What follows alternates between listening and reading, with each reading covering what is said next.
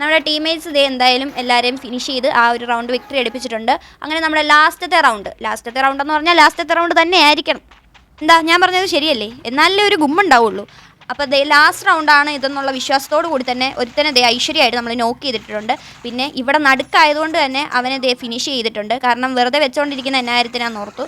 അത് കഴിഞ്ഞിട്ട് ദേ നമ്മൾ അടുത്ത ടീമേറ്റല്ല എനിമിനെ നോക്കി നടക്കുവാണ്. നമുക്ക് പിന്നെ അങ്ങനെ എനിമിന്നൊന്നും ഇല്ല, എല്ലാം നമ്മുടെ ടീംമേറ്റ് പോലെയാണ് അതുകൊണ്ട് ഞാൻ അങ്ങനെ പറഞ്ഞതേ ഉള്ളൂ. ഓക്കെ, അങ്ങനെ ദേ എനിമിയെ നോക്കി നടക്കുവാണ് ഗൈസ്. അങ്ങനെ ദേ നമ്മൾ ഷോർട്ട് കട്ടൊക്കെ എടുത്ത് മേളിലോട്ട് കയറി ചെല്ലുവാണ്. സാധാരണ ഞാൻ ഈ വഴിയൊന്നും പോകാറില്ല, കാരണം അപ്പുറം നല്ല സ്ട്രോങ് ആയിട്ടുള്ള എനിമീസ് ആയിരിക്കും എന്നുള്ള വിശ്വാസത്തിൽ.